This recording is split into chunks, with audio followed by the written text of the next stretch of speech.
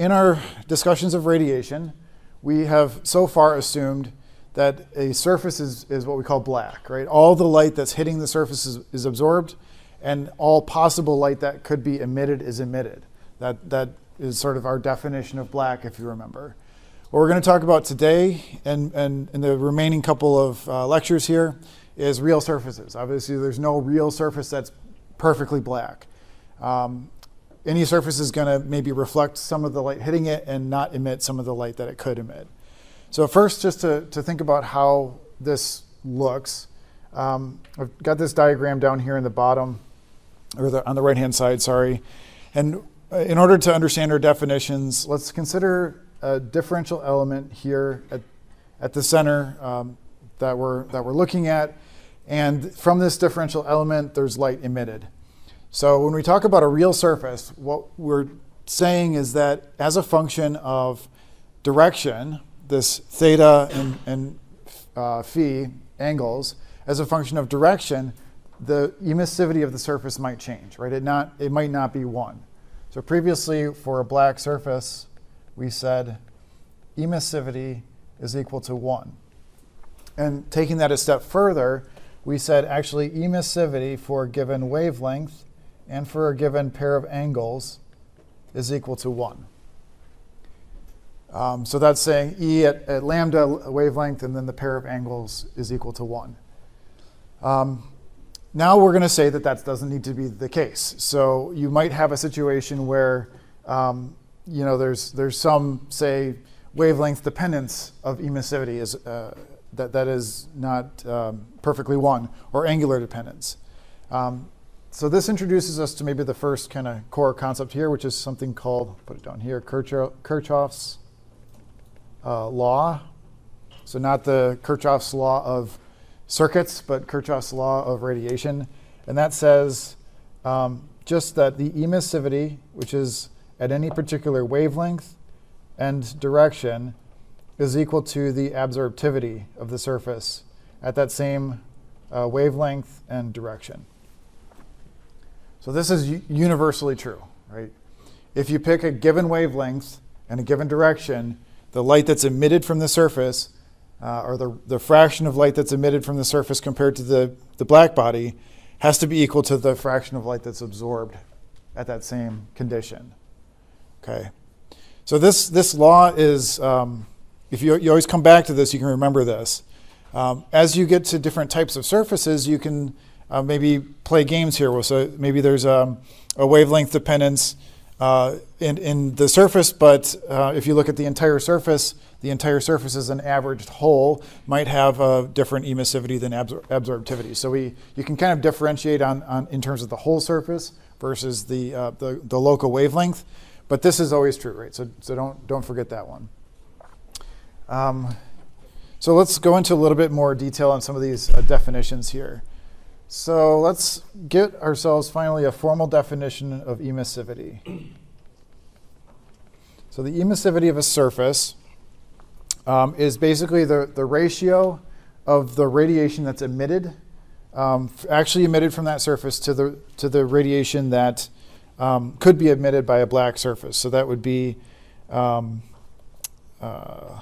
see, it would be defined as follows. So emissivity at a given wavelength and a given direction is equal to emitted radiation. Okay, and the units on that are going to be watts per meter squared per micron per solid angle. And the solid angle is called steradian. Okay.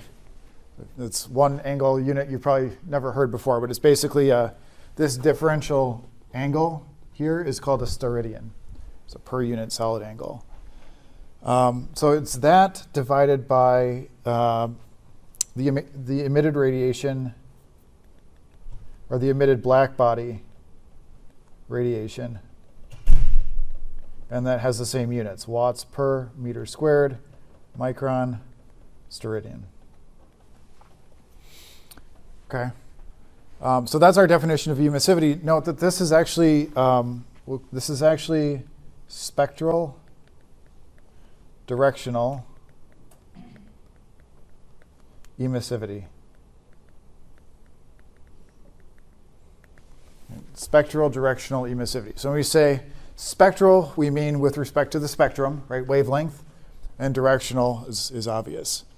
So that's our kind of high-level definition there. We'll go through a few different versions of the definition just to kind of get it straight.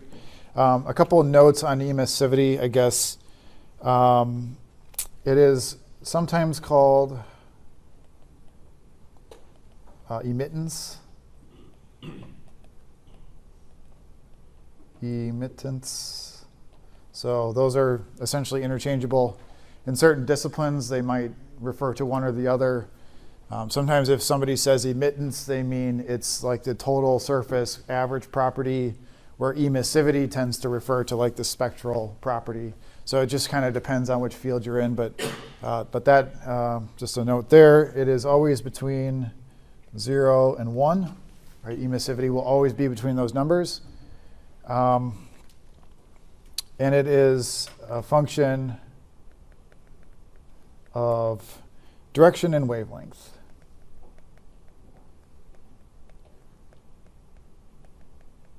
Okay. One other note. Normally, I mean, you do get surfaces, by the way, that depend on this angle theta, right? The deviation from the normal of the surface. You do get surfaces that have that property. In fact, most surfaces do. Not many surfaces depend on this phi, right? So there doesn't tend to be like a preference to which angle you're looking at the surface as to how it's emitting. It's pretty symmetric in that angle. Almost every surface, actually every real surface, has some degree of wavelength dependence in its emissivity. So if we were to look, I guess I've got this plot down here to just kind of illustrate. But if we looked at, so this is directional emissivity. So what I'm going to plot here on this polar plot is a value from 0 to 1 as a function of the angle that you're looking at. So if we plotted a real surface might look something like right at the steepest angle. So if you're like looking right flat onto a surface, it would basically go to 0, meaning it sort of does this. As you go out, it kind of goes up. And then it'll kind of take the value of whatever the bulk emissivity kind of ends up being, and we'll go around and does the same thing on the other side. So it's pretty symmetric, something like this. Okay. So take a second to understand what that's saying, but if I'm looking flat on, like exactly parallel with the surface, like me with this right now, it's going to, at some point at a steep enough angle, basically be perfectly reflective, right? And that explains mirages that you see on the horizon. You know, the road is not very reflective necessarily, but at a very steep angle it is. So that's kind of true. Yeah, so that gives you an idea of how these depend on angle. I'll pause for a second. Any questions so far? Yeah. So the magnitude, like when you say like the road, like it's more reflective at like a really steep angle, is that like, because even at the top it's like emitting a lot out then? So the other piece of this is we're talking about emissivity. So we said emissivity is equal to absorptivity. Reflectivity is the complement of those things, right? So if you have a really high emissivity, a really high absorptivity, reflectivity becomes, see, how does that work? So emissivity, absorptivity, yeah, so it's the complement of that. So if it's a really low emissivity, absorptivity, reflectivity is really high. Makes sense. As a function of, let's see, direction is direction theta in this case. Does that make sense? Is that not what you're asking? So, like, let's say that we have the road here. Would the road be the bottom here? And then... So this is saying, like, if I'm looking straight onto this surface like this, that is an angle of 90 degrees here. As I sort of tilt out like this and get really flat with the table, we're coming down here. Right? So at this point, this is saying now my emissivity is going to 0. So because it's an opaque surface, my reflectivity is going to 1. And it's like perfectly reflective, right? Skimming off the side of it. Yeah, Keegan. When you say spectral, that just means it's dependent on wavelength. Yeah, that's right, spectral, as in spectrum. So don't confuse, we'll talk about spectral, as in spectrum, and then we also have specular. Specular is the preference of light to reflect off at a certain direction. So a mirror is highly specular, whereas the carpet is not, right?